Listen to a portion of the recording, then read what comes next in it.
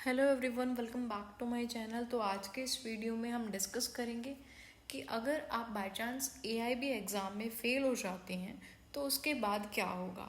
तो उसका सारा प्रोसीजर हम आपको बताएंगे कि क्या क्या ऑप्शंस आपके पास अवेलेबल होते हैं। तो चलिए शुरू करते हैं।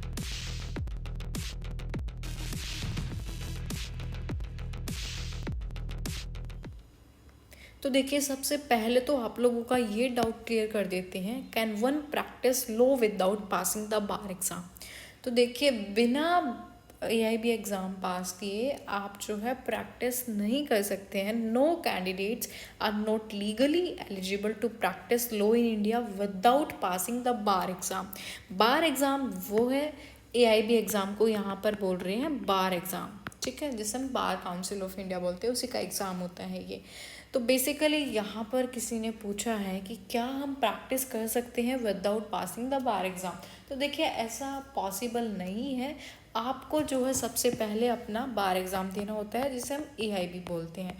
जब आप एआईबी के एग्ज़ाम में पास हो जाओगे, उसके बाद आपका फर्दर जो है प्रोसीजर चलेगा, सीओपी मिलेगा। सीओपी मिलने के बाद आपका फर्दर जो है अपने डॉक्यूमेंट सबमिट करने होते हैं। फिर आप किसी भी कोर्ट में अपनी प्रैक्टिस शुरू कर सकते हैं, जहाँ पर भी आप चाहते हैं, ठीक है। उसका भी एक प्रोसीजर होता है अलग। अब यहाँ पर हम आते हैं अपने मेन टॉपिक पे। What happens if I fail the bar examination, कि अगर मैं फेल हो जाता हूँ बार एग्जामिनेशन में या हो जाती हूँ तो क्या होगा। In case you fail the bar examination, AIB exam जिसे हम बोलते हैं, you need to reappear for it till the time you crack it. आपके पास जो है इसे, एंड आगे भी देखते हैं, it may be noted that there is no limit on the number of attempts for the exam.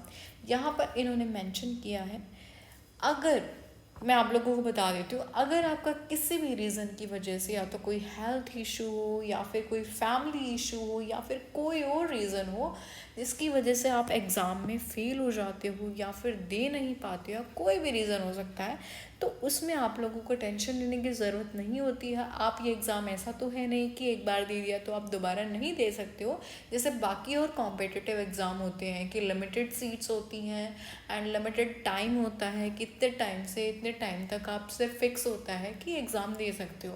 But AIB exam के साथ ऐसा नहीं है। एआईबी एग्ज़ाम जो है आप अनलिमिटेड, मतलब यहाँ पर इन्होंने मेंशन किया है कोई भी लिमिट नहीं है इस एग्ज़ाम को देने की। अगर आप बाई चांस किसी भी रीज़न से फेल हो जाते हो तो आप दोबारा से इस एग्ज़ाम को दे सकते हो। बट हाँ, एक चीज़ और आप लोगों की क्लियर कर देते हैं, क्योंकि बहुत सारे कैंडिडेट्स को डाउट रहता है कि अगर हम एक बार फेल हो गए इस एग्ज़ाम में, जो हमने फ़ीस पे की थी पहले जब हमने फर्स्ट एग्ज़ाम दिया था एआईबी का, क्या वो दोबारा से रीजनरेट हो जाएगी। तो देखिए, ऐसा बिल्कुल भी पॉसिबल नहीं है।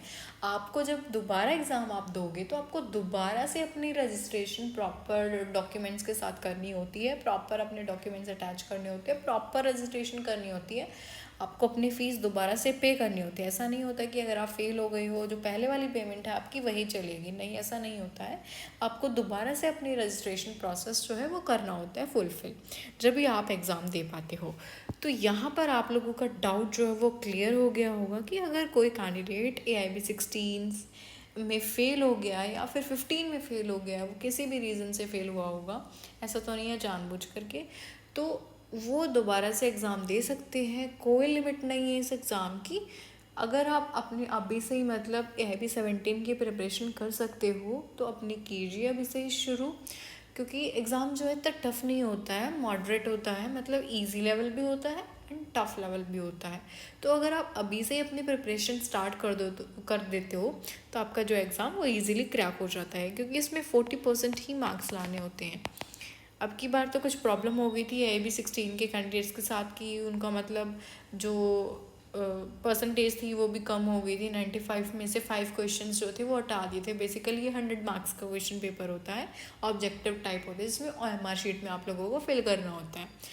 तो गाइज होप सो आप लोगों का ये जो डाउट था ये क्लियर हो गया होगा, क्योंकि बहुत सारे कैंडिडेट्स को पता नहीं होता है। हालांकि कमेंट्स ये भी आते हैं कि आप ऐसी ऐसी वीडियोस क्यों डालते हो, जो कि हमें पता होती है। देखिए, आप लोगों को पता होता है, बट कुछ ऐसे होते हैं जो न्यू कैंडिडेट्स होते हैं, उनको इस एग्ज़ाम के बारे में इतनी प्रॉपर नॉलेज नहीं होती है, तो उनके लिए वीडियोस होती हैं।